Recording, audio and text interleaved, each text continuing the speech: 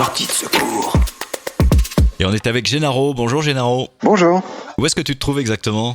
Je suis à Salvador de Bahia, au Brésil. Salvador, pour ceux qui connaissent pas, c'est la 3e plus grande ville du Brésil après Sao Paulo et Rio. Ton métier, c'est photographe. Qu'est-ce qui t'a amené au Brésil ? C'est une rencontre. J'ai rencontré ma fiancée, future femme, il y a 9 ans, quand je suis venu la première fois à Salvador de Bahia. Je travaillais dans le chocolat à l'époque. Et Bahia, c'est l'état du Brésil où se produit le plus de cacao.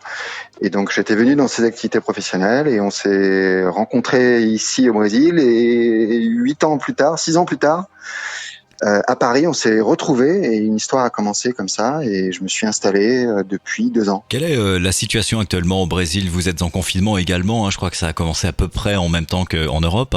Exactement au même moment, en fait, en voyant ce qui se passait en Europe et ce qui commençait à arriver aux États-Unis, les gouverneurs et les maires des villes qui ont le plus de pouvoir, on va dire localement, ont décidé de fermer les écoles, fermer les commerces, fermer les restaurants, à peu près toutes les activités. Donc au même moment que la France, donc il y a 2 mois presque. Et donc on est à la maison depuis ce moment-là. Le confinement est pas strict, on a le droit de sortir dehors, mais avec masque si on prend les transports.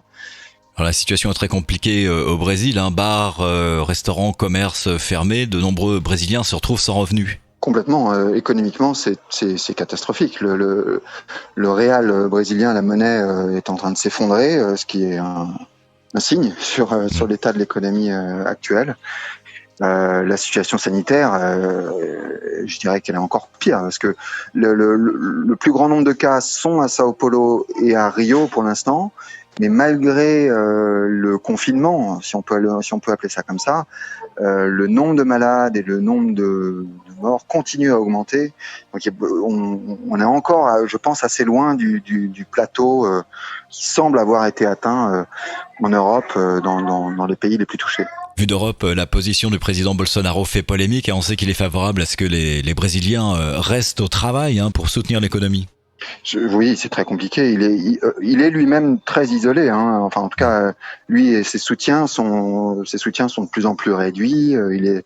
Je crois pas que ça ait beaucoup d'incidence sur la vie des gens. Ce président qui gesticule et qui sort et qui va serrer des mains et qui essaye de remettre tout le monde dehors, parce qu'en réalité, la décision elle est chez les gouverneurs. Donc après voilà, je suis pas un expert de la politique au Brésil, mais il semble que Bolsonaro, il y a beaucoup de voix qui s'élèvent et des voix importantes qui s'élèvent pour le destituer et pour avoir une procédure d'impeachment. Le système politique est comparable à celui des États-Unis, en tout cas c'est un État fédéral et l'impeachment existe aussi et c'est comme ça qu'il est appelé d'ailleurs.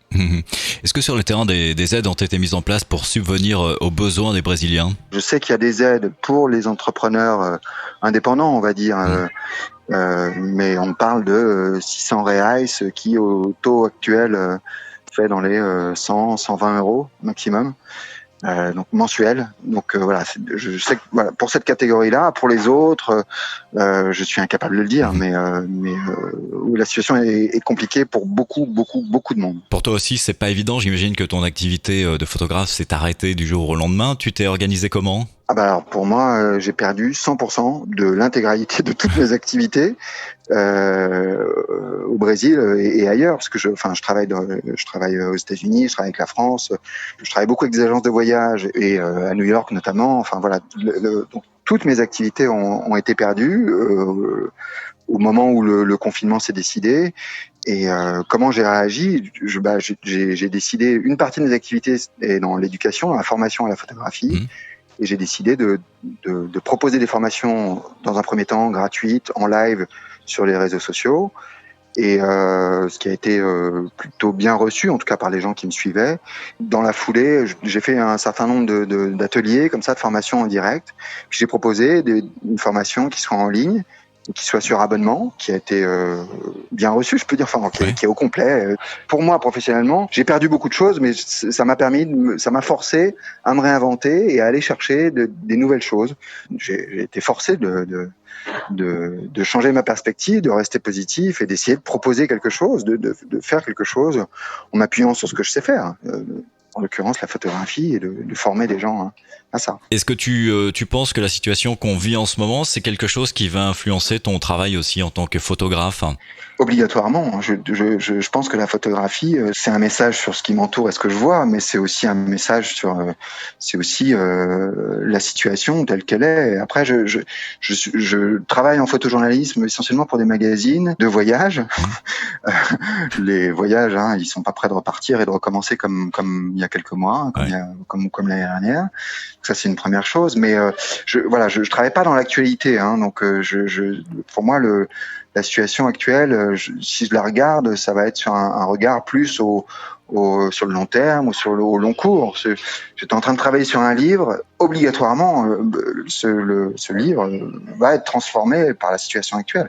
Les photos que je produis en ce moment, je continue à faire des photos tous les jours, beaucoup chez moi, essentiellement chez moi. Et donc, obligatoirement, mon travail, mon regard, tout est transformé par la situation actuelle, bien sûr. Et à titre personnel, est-ce que tu penses que cette situation va changer notre façon de voir les choses?